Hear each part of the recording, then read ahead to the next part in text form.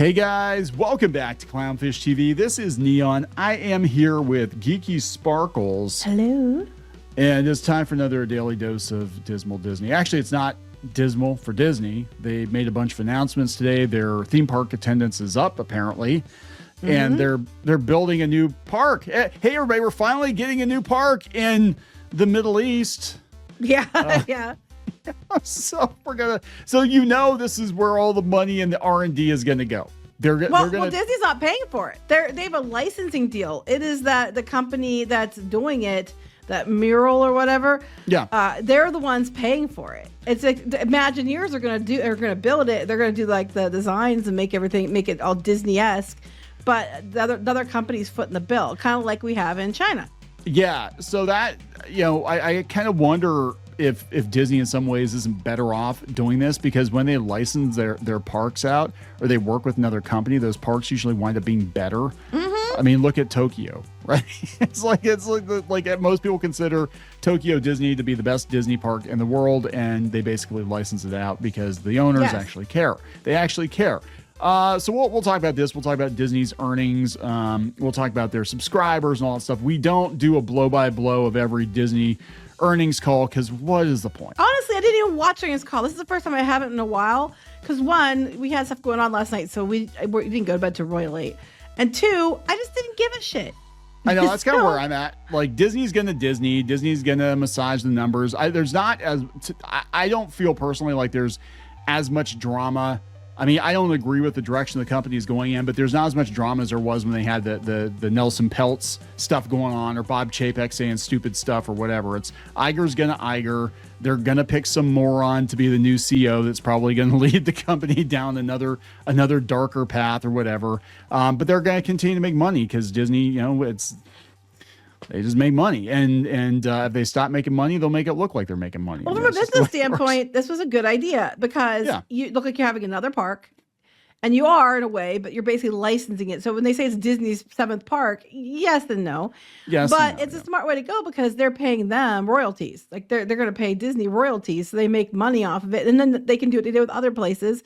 If this works great, we'll just clone it over here. Yeah. Now, this is, for those of you who are like, oh my God, guys, why are they building a park in the Middle East? I'm like, you have been living under a rock. Yeah. Because some of the biggest, most expensive, I'm going to be honest, best theme parks in the world are over there. Like, they got some amazing, amazing theme parks over there, and people actually will travel to go there because there's lots of money. The Arab Emirates, there's a lot of money over there. So let's talk about the mouse looking for more cheddar.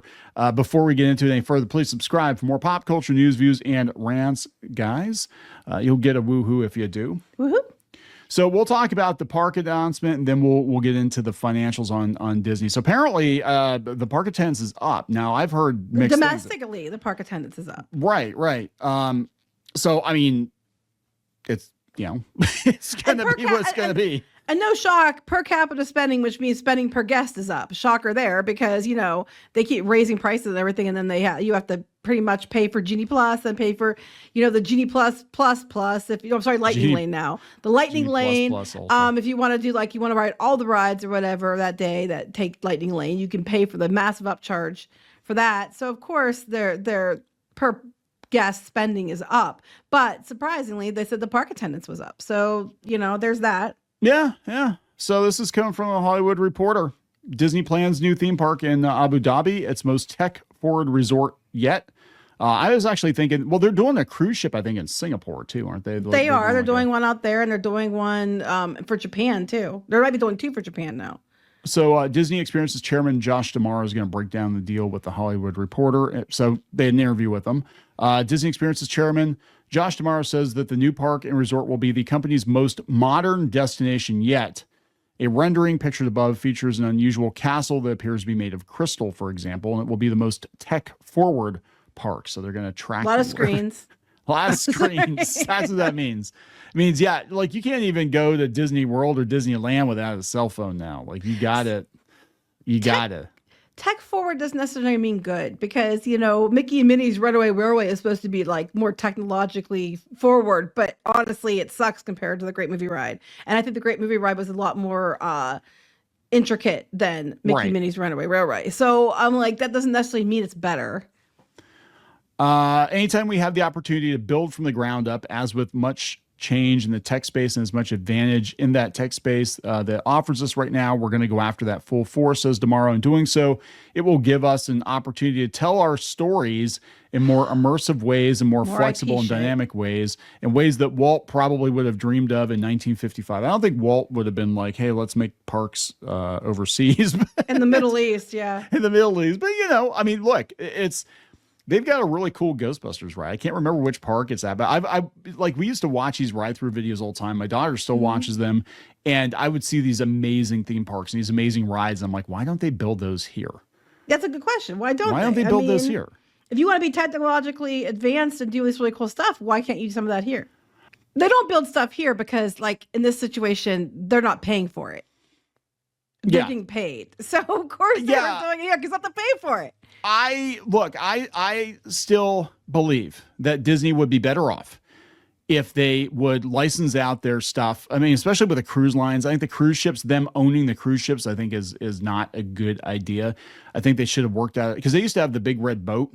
Yeah. Where it was licensed. I think they would have been better off working out a deal with like Carnival or Norwegian or something, rather than owning all this. Because what they're doing is they're putting all the money that they would have spent on the U.S. parks into these cruise ships. No, but they're making more money. So they're going to keep doing it because they make more money per guest, because it's limited guests. You pay for the nose. Some of those suites are like thousands and thousands of dollars for like a couple days. And people will pay it. And they just, like, you know, they make more money off these ships. Why else are they going to keep paying for more ships unless they're making a shit ton of money on those ships? Yeah. So that's why they're doing it. The new theme park in Abu Dhabi is unusual in the fact that it's a different, okay, not really. So I don't think this person knows a whole lot about how they do this. It's unusual in the fact that it features a different sort of business model for Disney. The destination will be developed, built, and operated by the entertainment and destination holding company, Mural, with Disney Imagineers leading creative design and operational oversight. That's the same thing they do in Tokyo. And Shanghai is like a 50-50, I think. Yeah, So I'm like, this is not new. It's not really new. Oriental Land Company, I believe. Yeah, Oriental Land Company. Yeah, they own Tokyo, and it is the nicest park, Disney park in the world, because they actually care. The resort's going to be built on Yas Island. They've been building out with entertainment. I don't think that's probably how it's pronounced, but you know what? I kind of like it better now, just because instead the way of you Pleasure said Island, instead of Pleasure Island. Hey, everybody, we're going to Yas Island. As soon as you said it that way, though, I'm not gonna lie, I actually suddenly felt better about the whole idea. I don't know why. Yas, Queen Slay.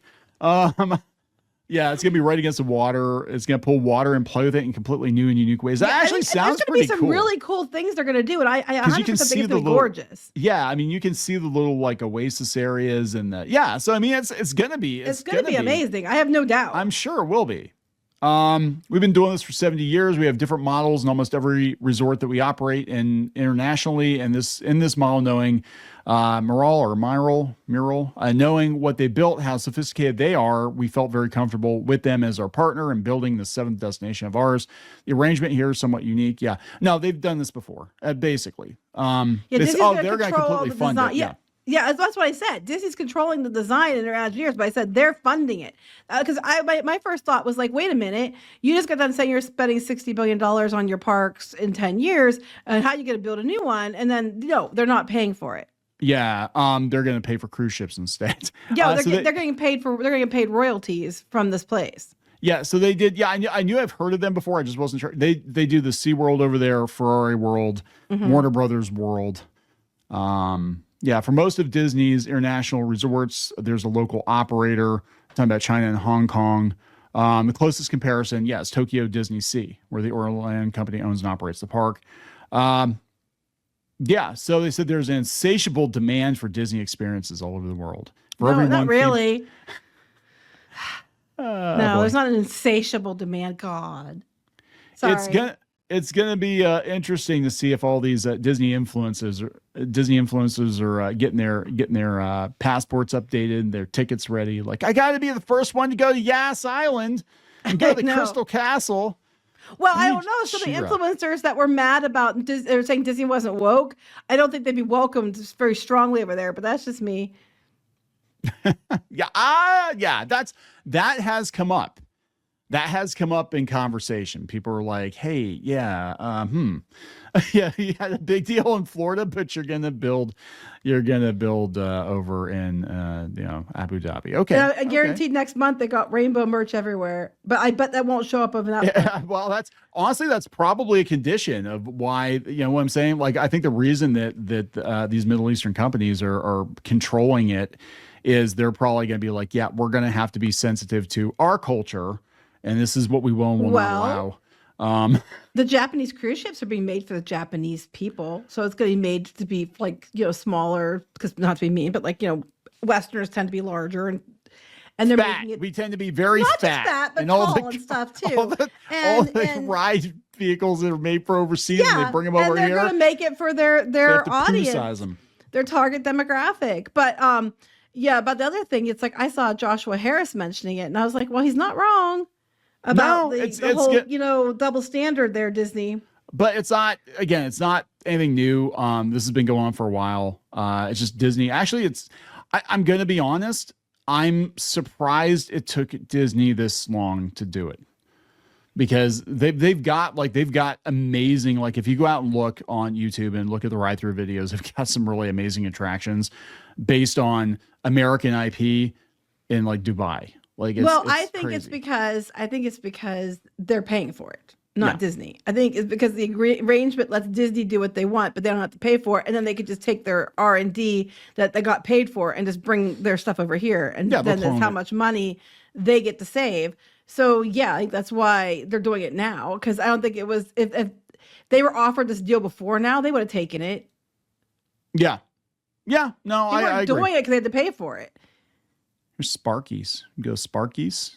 Do you want to go overseas? Could you imagine though, like just going over there and just like going to all these theme parks? It seems like there are more theme parks over there than there are here. Well, there's more than one on that island, I think. So this is the whole island as theme parks. That's crazy. I mean, like, you could just go, like, that'd be kind of cool. You get to go to a different one every day. Yeah. Oh, but other information. It was funny to me. Well, first of all, they were talking about how in this one that the theme park attendance in the U.S. was actually up. It was up. Which we talked about, and that was in the article, was part of it. The thing that I noticed about it that they kept going on about, and I pulled up on PMP, was the fact that they were going on about how they had growth on their streaming services. And it's really funny to me because they're leading with that, we had growth. Everybody expected us to lose subscribers. But guess what? We got 1.1 million on Hulu and 1.4 million on Disney Plus. Yes, I'm sure you did. Because in March, they had a $2.99 deal where you got Disney Plus and Hulu for $2.99 for 4 months. And they offered it in March, which is the last month of the quarter, to the end of the quarter. They offered this deal. And I'm sure that a lot of those signups or a lot of those subscriber gains were made from that, and it's going to carry through to Q3 because it was a 4-month deal. So those people who got that $2.99 deal was going to go clear through this whole third quarter. So it's going to keep their numbers up for 2 quarters with that one thing. So yeah, I'm sure the numbers did go up. It was 75 or 70% off deal on it. So yeah. Zero doubt that they went up because you offered this deal when you knew you were in trouble. So yeah, and Disney does this. They always when it gets close to the earnings call, they always are like, "Oh, how are our subscription? How are the bookings looking? How are the subscriber numbers? Okay, what can we do?" And it's like any company, right? Any company, it's like, "Hey, revenue's down. What can we do? Oh, let's have a sale." But here's the thing, though.